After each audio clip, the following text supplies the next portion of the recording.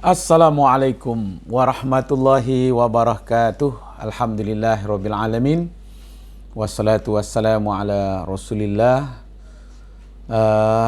Kembali kita bertemu di Solsafat Channel.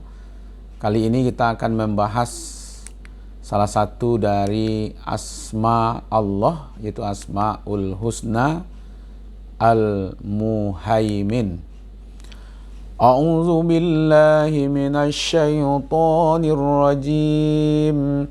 Bismillahirrahmanirrahim. Huwallahu alladzi la ilaha illahu al-malikul quddusus salamul mu'minul muhaiminul azizul jabbarul mutakabbir. Subhanallahi amma yushrikun. Sadaqallahul azim. Al-Quran surat yang ke-59 atau surat Al-Hasyr ayat yang ke-23. Satu dari asma Allah dalam ayat ini adalah Al-Muhaimin, yaitu Allah yang maha menjaga, Allah yang maha memelihara, Allah yang maha mengawasi, dan Allah yang menjadi saksi dari setiap kejadian, setiap amal yang kita kerjakan. Makanya kata Muhaimin ditemukan dalam Al-Quran pertama sebagai Asmaul Husna, sebagai nama Allah, dan juga sebagai saksi yang membenarkan kitab-kitab yang telah berlalu, juga kebenaran tentang Rasulullah Shallallahu Alaihi Wasallam diutus oleh Allah Subhanahu Wa Taala. Pendengar yang mengikuti kajian di YouTube dengan Solsafat Channel ini, Al-Muhaimin menurut Al-Imam Al-Ghazali adalah Allah yang menangani segala urusan makhluknya, Allah yang mengawasi seluruh kegiatan tingkah pola kita masa hidup di dunia ini. Jadi seluruh urusan makhluk itu diawasi oleh Allah Subhanahu Wa Taala, baik perbuatannya, ya, tidak ada satupun perbuatan manusia, baik yang kecil, yang besar, yang tersembunyi, yang nyata, yaitu di dalam pengawasan Allah, dalam saksi Allah yang menjadi saksi dari perbuatan kita itu semua. Dan perkataan-perkataan yang kita katakan, baik yang bermasalah perkataannya atau yang hikmah, maka itu semuanya tidak ada yang tersembunyi di sisi Allah, dan itu nyata semuanya di sisi Allah. Dan Allah juga mengawasi rezeki-rezeki yang kita dapatkan, apakah dari yang halal atau rezeki yang haram, ya kan, itu semuanya sudah di setting oleh Allah Subhanahu Wa Taala, dan Allah Maha tahu dan Allah Maha mengawasi, ya, menangani seluruh macam yang seperti itu.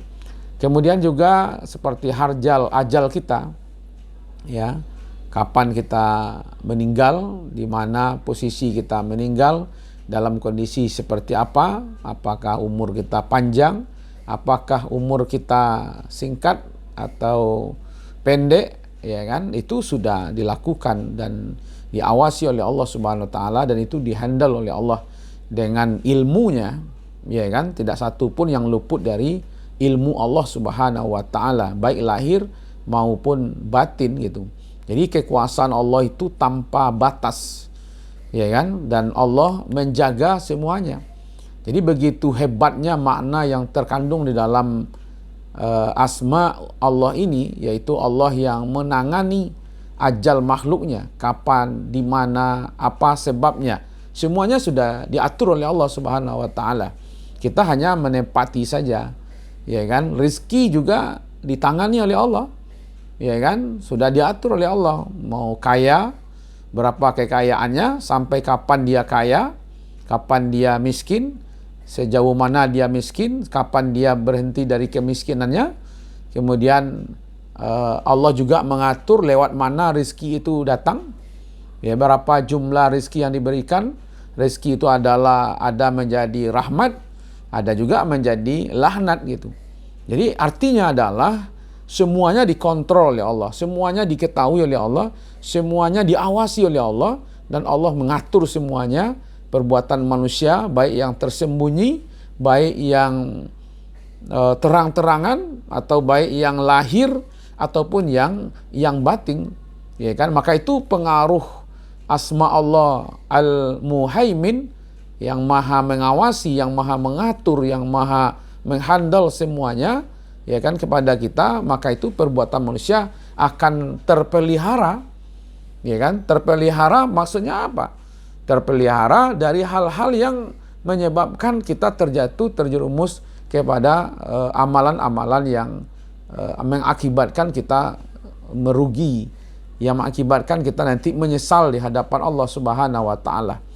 Jadi orang itu akan memelihara seluruhnya, ya kan, seluruh amalnya, baik mulai dari niatnya, ya kan, dia pelihara selalu, ya kan. Orang itu akan menjaga dirinya dari aib, ya kan, dari keburukan, dan menjaga anaknya, menjaga istrinya, menjaga, kalau dia seorang istri, menjaga suami, menjaga keluarga, ya kan, menjaga aib, ya kan, diri, keluarga, dan orang-orang yang beriman gitu. Maka itu kata Allah dalam melalui Rasulnya dalam hadis yang diriwayatkan oleh Imam Muslim, wa man satara musliman satarallahu fid dunya wal akhirah. Siapa yang menutupi aib orang-orang yang beriman, maka Allah akan menutupi aibnya mulai dari dunia sampai kepada akhirat gitu. Jadi Allah yang memantau, Allah yang mengawasi seluruh kegiatan-kegiatan kita, baik yang buruk ataupun yang baik, ya kan, baik yang menjadi aib atau yang menjadi kebahagiaan bagi kita, itu semuanya dalam pengawasan Allah. Kapan saja Allah bisa buka.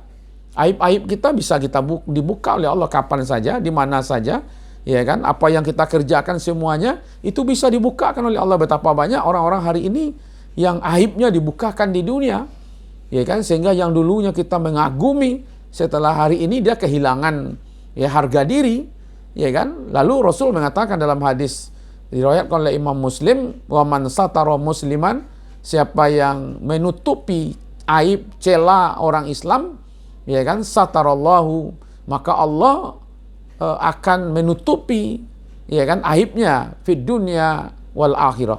Di dunia ini ditutupi oleh Allah. Jadi Allah tahu apa aib kita masing-masing. Tidak usahlah kita bersembunyi ya dari kekurangan aib kita, karena Allah tahu kok. Ya kan, tinggal lagi apa Allah mau buka aib itu di dunia atau Allah tutupi aib itu. Maka itu usaha kita adalah tutupi aib saudara-saudara kita, maka Allah akan menutupi aib-aib kita mulai dari dunia sampai kepada akhirat gitu.